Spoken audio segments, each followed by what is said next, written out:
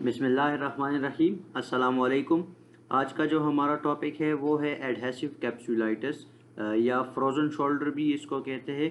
तो आज की वीडियो में हम बात करेंगे एडहेसिव कैप्सुलाइटिस की के एडहेसिव कैप्सुलाइटिस किसे कहते हैं और मतलब इसके साइन एंड सिम्टम्स क्या है और इसको जो है तो हम किस तरह से ट्रीट कर सकते हैं। तो इन सारी पॉइंट्स पे हम आज इस वीडियो में बात करेंगे। तो स्टार्ट करते हैं। डेफिनीशन की अगर हम बात करें तो एडहेसिव कैप्सुलाइटिस हमारे पास वो कंडीशन है जिसमें हमारा जो शोल्डर जॉइंट है इसमें पेन होता है हमें, और इसके साथ स्टिफनेस काज हो जाती है हमारे पास शोल्डर जॉइंट में। तो उस वजह से मतलब कैप्सुलाइटिस अगर आप देखें कि एडहेसिव कैप्सुलाइटिस, तो आइटस का वर्ड्स जहाँ पे भी आए तो इसका मतलब ये है कि हमारे शोल्डर का जो कैप्सूल है उसमें इन्फ्लेमेशन हुई है जिसकी वजह से स्टिफनेस काज होती है और पेन काज होती है। तो इस कंडीशन को हम जो है तो वो फ्रोजन शोल्डर या एडहेसिव कैप्सुलाइटिस का नाम देते हैं। फिर साइन एंड सिम्टम्स की अगर हम बात करें तो ये gradually with the passage of time जो है तो ये मतलब पहले कम होते हैं साइन एंड सिम्टम्स, और फिर वक्त के साथ साथ जो है तो ये साइन एंड सिम्टम्स ज़्यादा होते जाते हैं। और जिस तरह यहाँ पे भी लिखा हुआ है कि worsen over the time and then resolve usually within 1 to 3 years में ये सारा का सारा जो प्रोसेस है तो ये कंप्लीट होता है। अब अगर हम बात करें कि कौन कौन सी डिफ़िकल्टीज़ होती है, मतलब अगर एक पेशेंट है उसको फ्रोजन शोल्डर हो गया तो पहली बात तो ये कि मतलब वो अपने काफ़ी सारे एक्टिविटीज़ ऑफ डेली लाइफ जो है तो उसको परफॉर्म करने में उसे मुश्किलात होंगी, क्योंकि वहाँ पे जो कैप्सूल है उसमें इन्फ्लेमेशन हुई है जिसकी वजह से उसके काफ़ी सारे जो रेंज ऑफ मोशंस है वो रिस्ट्रिक्टेड हो चुके होते हैं। तो उसे difficulty reaching into the hip pocket, यानी कि आपका जो मतलब जीन्स का जो पॉकेट है आपका, तो उस तक वो अपना हाथ सही तरीके से पहुंचा नहीं सकता, मतलब उससे वो कोई चीज़ निकाल नहीं सकता, उसमें रख नहीं सकता। इसके अलावा डिफ़िकल्टी इन कॉम्बिंग हेयर, मतलब वो अपने बालों को कंघी नहीं कर सकता सही तरीके से क्योंकि उसको पेन होता है। वो अपनी जो बैक है उसको वो मतलब स्क्रैच नहीं कर सकता। और तीसरी फोर्थ नंबर जो यहाँ पे लिखा हुआ है कि वेकनिंग एट नाइट, तो मतलब पेन उसको इतना ज़्यादा होता है कि रात के टाइम को वो उसे जगाता है, मतलब उसे सोने नहीं देता।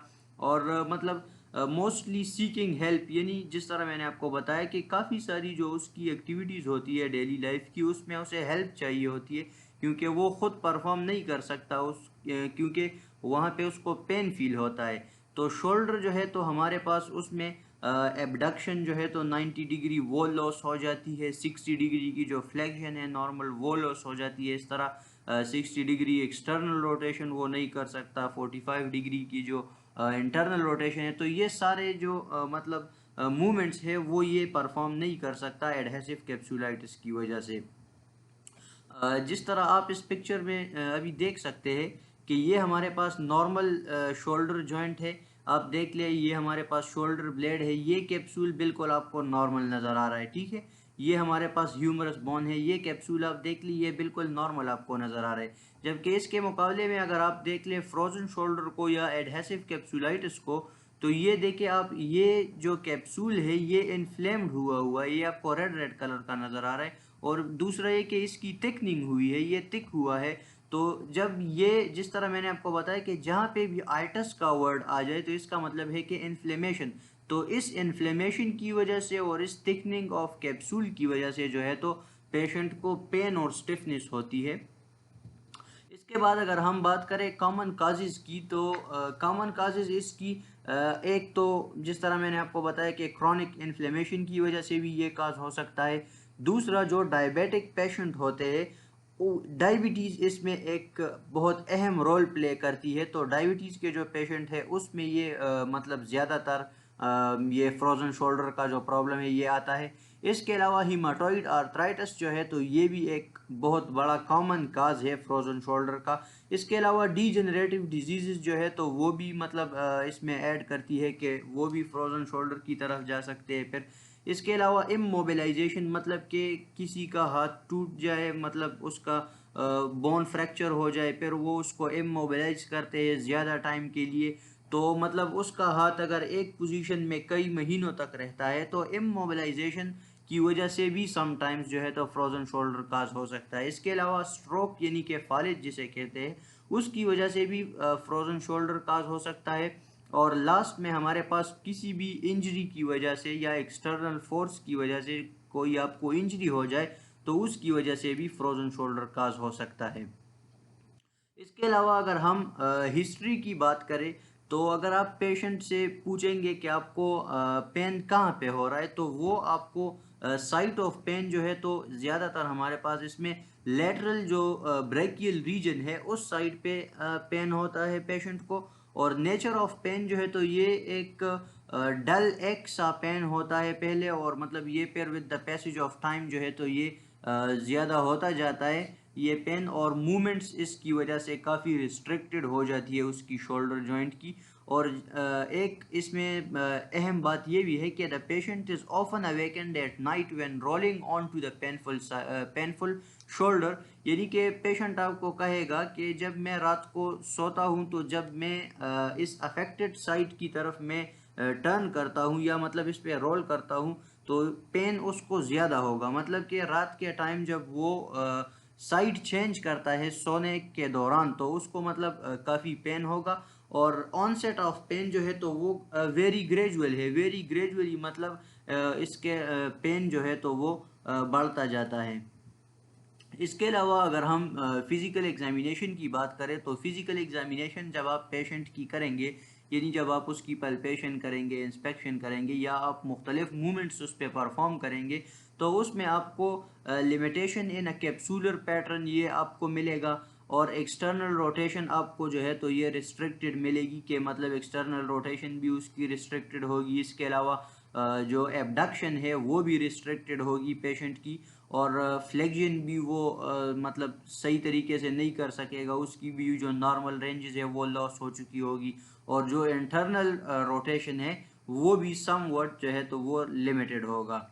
इसके बाद अगर हम हमारे पास इसके 4 स्टेजेस है, पैथोलॉजिकल स्टेजेस है हमारे पास फ्रोजन शोल्डर की, तो वो उसकी बात करते हैं। जिस तरह आपको नज़र आ रहा है इसमें कि फर्स्ट स्टेज जो है इसका फ्रोजन शोल्डर का वो हमारे पास 0 to 3 मंथ्स में हमारे पास इसका पहला जो स्टेज है वो होता है। इसके बाद 3 मंथ्स से लेकर फिर 9 मंथ्स तक जो है हमारे पास वो फ्रीजिंग स्टेज होता है। इसके बाद जो है तो थर्ड जो हमारे पास फ्रोज़न स्टेज है इसमें 9 to 15 मंथ्स का टाइम जो है तो इसमें ये फ्रोज़न स्टेज में होता है फिर। और 15 से 24 मंथ्स में ये जो है तो थाइंग स्टेज होता है। तो अब हम इसको वन बाय वन पढ़ते हैं। ये फर्स्ट स्टेज जिस तरह हमने बात की कि फ्रॉम द स्टार्ट से लेके 3 मंथ्स तक ये हमारे पास स्टेज 1 कहलाता है। इसमें हमारे पास पेन जो होता है वो ग्रेजुअली उसका ऑनसेट होता है, और एक्टिव और पैसिव रेंज ऑफ मोशन के जो मूवमेंट्स है वो परफॉर्म कर सकता है, लेकिन पेन उसको फील होता है पेशेंट को। इसके अलावा पेन जो है तो नाइट के टाइम भी उसको पेन होता है पेशेंट को इस स्टेज में। इसके अलावा लिमिटेशंस की अगर हम बात करें तो एक्सटर्नल रोटेशन इस स्टेज 1 में हमारे पास लॉस होती है, लेकिन रोटेटर कफ की जो स्ट्रेंथ है तो वो डैमेज नहीं होती है इस स्टेज में। ये बात आप याद रखें कि एक्सटर्नल रोटेशन हमारे पास लॉस हो जाती है इस स्टेज में, लेकिन रोटेटर कफ की जो स्ट्रेंथ है वो इसमें डैमेज नहीं होती, वो इंटैक्ट रहती है हमारे पास। इसमें भी आप देख सकते हैं, ये जो पिक्चर आपको नज़र आ रहा है इसमें कैप्सूल की इन्फ्लेमेशन आप देख सकते हैं। इसके बाद सेकेंड स्टेज जिसको फ्रीजिंग स्टेज कहते हैं, इसका जो टाइम ड्यूरेशन है वो 3 to 9 मंथ्स जो है तो ये हमारे पास फ्रीजिंग स्टेज का होता है। इसमें chronic on acute and passive range of motion, यानी कि एक्यूट और पैसिव रेंज ऑफ मोशन जब पेशेंट परफॉर्म करता है तो उसको क्रॉनिक पेन फील होता है। मतलब उसमें तो उसको पेन फील हो रहा था स्टेज 1 में लेकिन वो इतना ज़्यादा नहीं था। अब 3 मंथ्स से चूंकि ये ज़्यादा हो गया तो अब ये क्रॉनिक कंडीशन में आ गया है, और more intense even at rest. अब अगर ये कोई एक्टिविटी परफॉर्म नहीं भी कर रहा तो तब भी फ्रीजिंग स्टेज में पेशेंट को पेन फील होगा। इसके अलावा अगर हम लिमिटेशन की तरफ आ जाए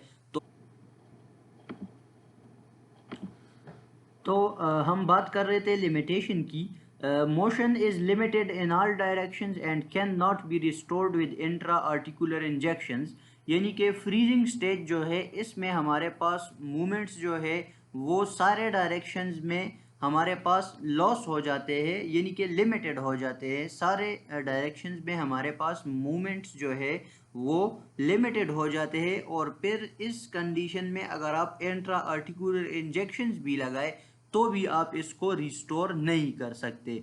इसके बाद हमारे पास थर्ड स्टेज है जिसको फ्रोजन स्टेज भी कहते हैं, और इसका टाइम ड्यूरेशन जो है वो 9 to 15 मंथ्स का इसका टाइम ड्यूरेशन है। इसको फ्रोजन स्टेज कहते हैं थर्ड स्टेज को। पेन की अगर हम बात करें तो ओनली विद मोशन, यानी कि जब भी ये मोशन मूवमेंट प्रोड्यूस करेगा तो इसको पेन फील होगा, और इसमें हमारे पास रेंज ऑफ मोशंस जो होते हैं वो एंड हो चुके होते हैं। लिमिटेशन की अगर हम बात करें तो significant adhesions and limited glenohumeral movement motions with substitute motions in scapula. इसमें हमारे पास सिग्निफिकेंट एडहेशन होती है, और ग्लिनोह्यूमरल जो हमारे पास जॉइंट है उसके जो मोशंस है या मूवमेंट्स है वो लिमिटेड हो चुके होते हैं with substitute motions in scapula. और एट्रोफी ऑफ मसल जो है तो इस यानी कि weakness of muscle, atrophy of muscle को वीकनेस ऑफ मसल भी कहते हैं। तो इसमें हमारे पास मसल जो है तो उसमें एट्रोफी भी काज हो जाती है इस थर्ड स्टेज यानी कि फ्रोजन स्टेज में। इसके बाद फोर्थ स्टेज है जिसको थाइंग स्टेज कहते हैं, और इसका टाइम ड्यूरेशन 15 to 24 मंथ्स का है। अब इस स्टेज में पेन जो है तो कम होना शुरू हो जाता है खुद। और लिमिटेशन की अगर हम बात करें तो progressive improvement in range of motion आएगी with the passage of time. इसका जो रेंज ऑफ मोशन है वो ठीक होना शुरू हो जाएगा, and regaining functional movements for daily activities. और इसके जो फंक्शनल मूवमेंट्स है वो इसको रीगेन करना शुरू हो जाएगा। यानी कि फोर्थ स्टेज जो है इसमें पेन कम से कम होता जाएगा और रेंज ऑफ मोशंस जो है तो वो बेहतर होना शुरू हो जाएंगे इस स्टेज में। अब हम अगर साइन एंड सिम्टम्स की बात करें तो सिम्टम्स हमारे पास जिस तरह आपको मैंने पहले भी बताया कि पेन होता है शोल्डर में, अपर आर्म में भी उसको पेन होगा, सिवियर एकिंग किस्म का पेन होगा उसे, रिस्ट्रिक्टेड शोल्डर मूवमेंट्स होंगे, शोल्डर के जो उसके मूवमेंट्स है वो सारे रिस्ट्रिक्टेड होंगे, और डिफ़िकल्टी होगी उसे रूटीन के जो एक्टिविटीज़ है उसे परफॉर्म करने में। जिस तरह के उसको मैंने आपको बताया कि वो अपनी बैग को स्क्रैच नहीं कर सकेगा, अपनी पॉकेट से कुछ निकाल नहीं सकता, और इसके अलावा शर्ट को पहनना, उसको उतारना, और इसके अलावा कॉम्बिंग हेयर, तो ये सारी जो डेली एक्टिविटीज़ है वो इसको परफॉर्म नहीं कर सकेगा। तो ये इसके सिम्टम्स है। और साइंस जो है restricted flexion, extension, abduction, circumduction, ये सारे जो मूवमेंट्स है ये इसके रिस्ट्रिक्टेड हो चुके होंगे, और uniform impairment of all shoulder movements होंगी हमारे पास। तो ये साइन एंड सिम्टम्स है हमारे पास एडहेसिव कैप्सुलाइटिस के। इसके बाद लास्ट में हम अगर फिजिकल थेरेपी मैनेजमेंट की बात करें कि फिजिकल थेरेपी के थ्रू हम हमारे पास क्या क्या एक्सरसाइज है इसके, तो एक तो ये कि हम पेशेंट की काउंसलिंग कर सकते हैं, उसको पोस्चर के बारे में मतलब उसको गाइड कर सकते हैं। इसके अलावा मेडिकेशन में हम उसको एनसेड्स दे सकते हैं, एंटी इन्फ्लेमेटरी मेडिसिन उसको हम दे सकते हैं। और स्टीरॉयड इंजेक्शन की अगर मतलब बहुत ज़्यादा सीवियर कंडीशन हो तो अगर ज़रूरत हो तो फिर हम उसको स्टीरॉयड इंजेक्शन भी दे सकते हैं। अब फिजिकल थेरेपी मॉडलिटीज़ हम कौन कौन सी यूज़ कर सकते हैं फ्रोजन शोल्डर में, तो उसमें हमारे पास अल्ट्रासाउंड आता है, थेराप्यूटिक अल्ट्रासाउंड के थ्रू हम इसकी मतलब यूज़ कर सकते हैं, बहुत अच्छा इफेक्ट होता है इसका। इसके अलावा फोनोफोरेसिस हम मतलब अप्लाई कर सकते हैं पेशेंट पे। शॉर्ट वेव डायथेरेपी भी हम यूज़ कर सकते हैं। और फोर्थ नंबर पे हमारे पास मैकेनिकल ट्रैक्शन के थ्रू भी हम इसको मतलब मैकेनिकल ट्रैक्शन के थ्रू भी हम इसको ट्रीट कर सकते हैं। और इसके अलावा आइस थेरेपी या जो क्रायोथेरेपी जिसको कहते हैं, तो ये भी आप अप्लाई कर सकते हैं फ्रोजन शोल्डर के पेशेंट पे। और हॉट पैक भी आप यूज़ कर सकते हैं, ये भी एक बहुत अच्छा ऑप्शन है। इसके अलावा इंफ्रारेड रेडिएशन भी आप यूज़ कर सकते हैं। और लास्ट में हमारे पास टेंस भी आप यूज़ कर सकते हैं, ट्रांसक्यूटेनियस इलेक्ट्रिकल नर्व स्टिमुलेटर जिसे कहते हैं। तो ये सारी जो मॉडलिटीज़ है ये आप फ्रोजन शोल्डर में यूज़ कर सकते हैं। अब हम बात करते हैं एक्सरसाइज की, जिस पे हमारा मेन फोकस होता है। तो ये आपको जो पेशेंट नज़र आ रहा है इसमें, इसको वेंड एक्सरसाइजेस कहते हैं। तो वेंड एक्सरसाइजेस काफ़ी इफ़ेक्टिव रोल प्ले करते हैं हमारे पास फ्रोजन शोल्डर में। तो ये आप देख ले, ये अब फ्लेक्शन में इसको, ये इसने दोनों हाथों से इसने स्टिक को पकड़ा हुआ है और अब ये इसको फ्लेक्शन में लेके जाएगा, ठीक है। तो ये वेंड एक्सरसाइज है हमारे पास। इसके अलावा वेंड एक्सरसाइज में एक्सटेंशन भी ये कर सकता है। अब ये इसको दोनों हाथों से इसने स्टिक को पीछे पकड़ा हुआ है, ये एक्सटेंशन में इसको लेके जाएगा। इसके अलावा एक्सटर्नल रोटेशन, ये वेंड एक्सरसाइजेज ये इस स्टिक के थ्रू परफॉर्म कर सकता है। अब ये इसको इस तरह एक्सटर्नल रोटेशन में लेके आएगा। इसके अलावा हम ये पिक्चर आप देख ले तो इसमें ये इंटरनल रोटेशन, एक हाथ इसका ऊपर है और एक हाथ से इसने पीछे से स्टिक को पकड़ा हुआ है। तो ये इस तरह मूवमेंट परफॉर्म करके इंटरनल रोटेशन पे भी ये वेंड एक्सरसाइज परफॉर्म करेगा। इसके अलावा शोल्डर एबडक्शन और एडक्शन वो भी ये इस स्टिक के थ्रू यानी कि वेंड एक्सरसाइज के थ्रू परफॉर्म कर सकता है। और ये जो आप पिक्चर देख रहे हैं, scapular active range of motion, ये स्केपुला के डिफरेंट डायरेक्शन में ये मूवमेंट परफॉर्म कर रहा है। तो इस एक्सरसाइज के थ्रू भी आप मतलब फ्रोजन शोल्डर को ट्रीट कर सकते हैं। ये जो आप पेशेंट को देख रहे हैं, ये दरवाजे के साथ जो खड़ा है, तो ये पेक्टोरल स्ट्रेच जो है, तो ये भी काफ़ी इफेक्टिवली मतलब फ्रोजन शोल्डर को के पेन को कम करने में मतलब काफ़ी अच्छा रोल प्ले कर सकता है ये। और बाइसेप स्ट्रेच, ये आप देख लिए, ये पेशेंट ने इसको अपना हाथ जो है तो ये इस तरह वॉल के साथ रखा हुआ है और फिर इस दूसरे पिक्चर में आप देख लिए तो इसको इस तरह स्ट्रेच करने की कोशिश कर रही है ये। इसके बाद ये जो लास्ट पिक्चर है हमारे पास, स्लीपर स्ट्रेच जिसको कहते हैं, इसका हाथ पहले इस डायरेक्शन में था, आप देख लिया। अब इसने अपने हाथ को थोड़ा सा नीचे किया है और दूसरे हाथ से ये इसको स्ट्रेच कर रहे हैं। तो इस तरीके से आप पेन जो है फ्रोजन शोल्डर का, उसको आप कम कर सकते हैं। और ये जो सारे एक्सरसाइजेज आपको मैंने बताए हैं इस पिक्चर में आप देख रहे हैं, तो ये सारे एक्सरसाइजेज एक फिजियोथेरेपिस्ट आपको मतलब आपकी असेसमेंट के बाद ही आपको बता सकता है कि आपने कितने कितने रिपीटिशंस और कितने कितने सेट्स आपने परफॉर्म करने हैं। तो फिर आपने उसी तरीके से ये एक्सरसाइजेस परफॉर्म करने हैं। ये जो आपको व्हील नज़र आ रहा है, इसको शोल्डर व्हील कहते हैं। ये भी आप इसके थ्रू भी आप इस एक्सरसाइजेस कर सकते हैं। इसको इस तरह राउंड शेप में, मतलब ये जो सर्कल है शोल्डर व्हील इसे कहते हैं। तो इसको यहाँ से इस पेशेंट ने पकड़ा हुआ है, ये इसको इस तरह टर्न करेगा।